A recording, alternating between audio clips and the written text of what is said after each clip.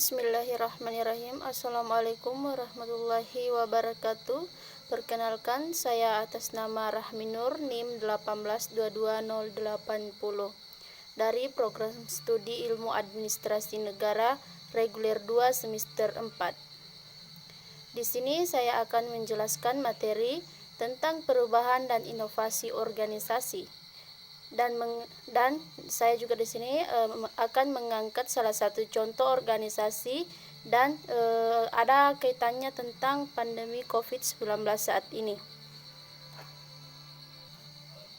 Baik, karena materi saya yaitu tentang perubahan, inovasi, dan organisasi, maka yang pertama yaitu saya akan menjelaskan tentang perubahan organisasi.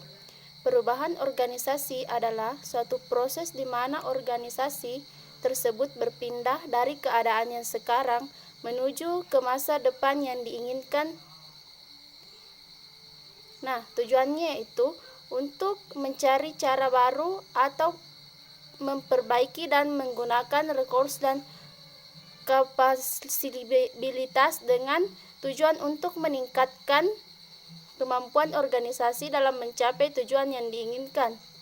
Nah, organisasi yaitu sebagai suatu bentuk dan hubungan yang mempunyai sifat dinamis, dalam arti organisasi itu menyesuaikan dengan perubahan-perubahan yang terjadi. Organisasi itu selalu mengalami perubahan karena organisasi menghadapi berbagai macam tantangan yang ditimbulkan sebagai akibat pengaruh lingkungan organisasi. Yang dimaksud dengan lingkungan adalah kegiatan atau faktor-faktor pengaruh organisasi tersebut. Nah, adapun penyebab terjadinya perubahan yaitu yang pertama itu disebabkan oleh faktor internal, di mana di sini itu faktor internal adalah keseluruhan faktor yang ada di dalam organisasi yang mempengaruhi organisasi dan kegiatan organisasi. Faktor-faktor internal yang mempengaruhi organisasi dan kegiatan organisasi yaitu meliputi yang pertama yaitu perubahan kebijakan pemimpin, yang kedua perubahan tujuan, yang ketiga pemekaran atau perluasan wilayah operasi organisasi. Selanjutnya itu volume kegiatan yang bertambah banyak. Selanjutnya tingkat pengetahuan dan keterampilan dari para anggota organisasi. Dan yang selanjutnya itu sikap dan perilaku dari para anggota organisasi. Terus yang terakhir yaitu berbagai macam ketentuan atau peraturan baru yang berlaku dalam organisasi. Nah, yang kedua itu faktor eksternal. Ya, yang pertama tadi itu faktor internal. Ya, sekarang ini faktor eksternal. Di mana faktor eksternal ini adalah keseluruhan faktor yang ada di luar organisasi yang mempengaruhi organisasi dan kegiatan organisasi. Lingkungan eksternal ini tidak hanya mempengaruhi organisasi tertentu, tetapi juga mempengaruhi semua organisasi yang ada di masyarakat. Nah, selanjutnya yaitu adapun dorongan inovasi dalam organisasi, ya, karena di sini saya menjelaskan tentang perubahan inovasi dan organisasi. Nah, di sini kita akan membahas inovasi dalam organisasi, di mana di sini itu inovasi organisasi adalah berbagai ide atau dorongan inovasi dalam organisasi telah dikembangkan selama bertahun-tahun, di mana dunia manajemen mendeskripsikan bagaimana Microsoft berusaha menstimulasi inovasi organisasi dan suatu proses yang disebut intransipship. Nah, yang pertama yaitu ada yang dinamakan tentang sistem penghargaan, di mana sistem penghargaan ini adalah sistem penghargaan ini adalah suatu perusahaan cara mendorong dan tidak mendorong perilaku tertentu dari karyawan. Komponen utama dari sistem penghargaan termasuk gaji, bonus, tunjangan, dan menggunakan sistem penghargaan untuk inovasi merupakan cara yang cukup mekanis, akan tetapi juga merupakan teknik manajemen yang efektif.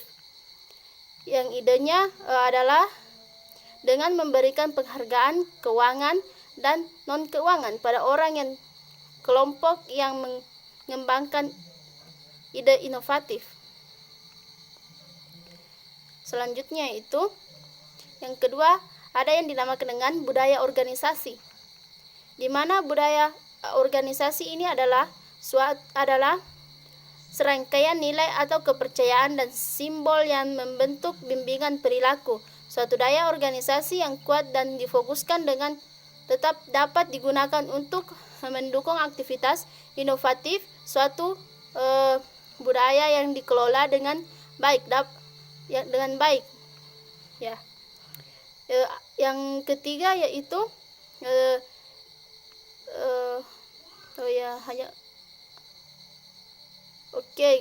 selanjutnya itu inovasi organisasi. Nah, inovasi organisasi ini adalah usaha yang terkelola dari suatu organisasi untuk mengembangkan produk atau jasa baru atau keuangan baru dari produk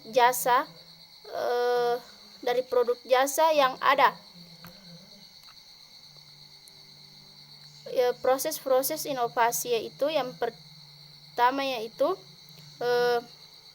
perkembangan inovasi, di mana perkembangan inovasi ini meliputi evaluasi, modifikasi, dan peningkatan ide-ide kreatif. Pengembangan inovasi mengubah suatu produk atau jasa yang hanya memiliki potensi sederhana menjadi suatu produk atau jasa potensi signifikan.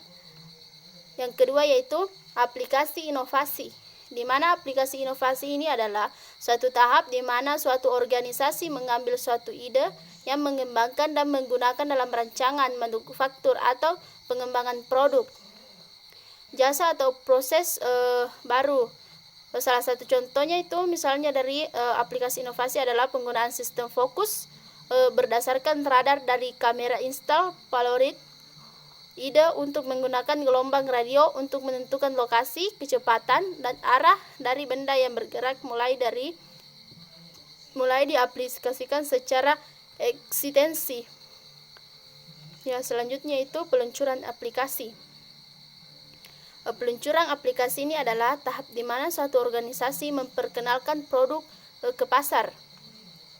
Selanjutnya itu pertumbuhan aplikasi, di mana di sini pertumbuhan aplikasi ini adalah suatu inovasi yang telah diluncurkan dengan sangat berhasil. Inovasi tersebut kemudian dimasukkan dalam tahap pertumbuhan aplikasi. Periode ini merupakan salah satu kinerja ekonomi untuk suatu organisasi karena permintaan atas produk jasa sering kali lebih besar dari pemasukan. Selanjutnya itu penurunan inovasi, di mana penurunan inovasi ini setiap inovasi yang berhasil menanggung bibit penurunannya sendiri karena suatu organisasi tidak dapat memperoleh keunggulan kompetitif dari suatu organisasi pada tahap kematangan.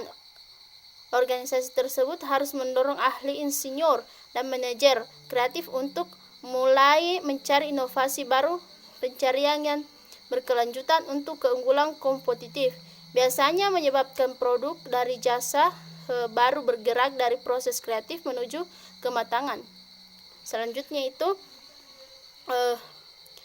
ada bentuk inovasi, di mana bentuk inovasi ini yang pertama bentuk inovasi ini yaitu setiap ide atau kreatif perkembangan atau suatu organisasi memiliki tantangan yang berbeda. Yang pertama, inovasi radikal versus inovasi berharap. Yang kedua, inovasi teknikal atau versus manajerial. Yang ketiga, inovasi produk atau versus inovasi proses. Nah, di sini itu organisasi yang saya kaitkan di materi ini yaitu tentang WHO atau Organisasi Kesehatan Dunia. Nah, seperti yang pertama yaitu materi saya itu tentang perubahan perubahan inovasi organisasi. Nah, saya jelaskan kembali, perubahan organisasi adalah suatu proses organisasi tersebut berpindah dari keadaan yang sekarang menuju keadaan masa depan yang diinginkan untuk meningkatkan organisasinya. Nah, tujuannya yaitu untuk mencari cara baru atau memperbaiki dalam menggunakan atau memperbaiki organisasi tersebut untuk mencapai suatu tujuan yang ditentukan. Nah, di sini yang saya angkat yaitu WHO atau Organisasi Kesehatan Dunia yang menyangkut tentang pandemi saat ini. Nah, WHO ini juga mempunyai tujuan untuk mencapai tujuan yang diinginkan. Nah, keutamaan kesehatan masyarakat ya yang tujuan WHO. Seperti sekarang ini WHO itu sangat berperan penting dengan adanya pandemi saat ini. Di mana di sini itu WHO berperang membantu negara bersiap dan merespon.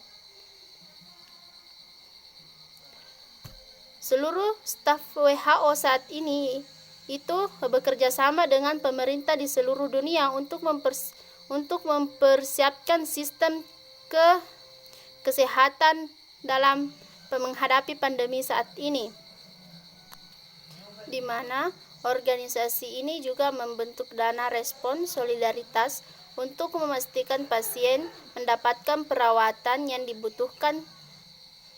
Para pekerja garis depan mendapatkan pasokan serta informasi penting. Sumbangan dari pemerintah, sektor swasta, dan individu yang terkumpul Terus yang kedua itu memberikan informasi yang akurat. Nah, WHO ini memanfaatkan jaringan global para profesional ilmuwan termasuk ahli epidemiologi, dokter, dan ahli virus untuk mendapatkan informasi paling akurat. Ada tim khusus yang disiapkan untuk memberikan saran tepat waktu dan mudah dipahami. Selain itu, WHO juga melaporkan situasi harian yang dilakukan dan memastikan dunia mendapatkan informasi terbaru. Selanjutnya itu, di masa pandemi ini WHO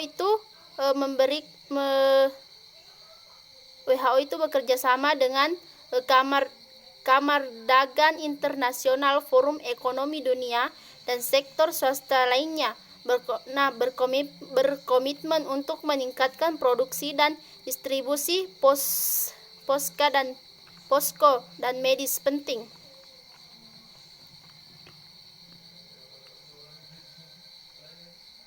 Nah, yang jelas di sini organisasi WHO ini atau Kesehatan Dunia ini bertujuan untuk memutuskan mata rantai penyebaran pandemi saat ini, dan yang paling utama yaitu dia berfokus untuk kesehatan masyarakat. Ya, begitu. Cukup sekian penjelasan materi dari saya. Assalamualaikum warahmatullahi wabarakatuh.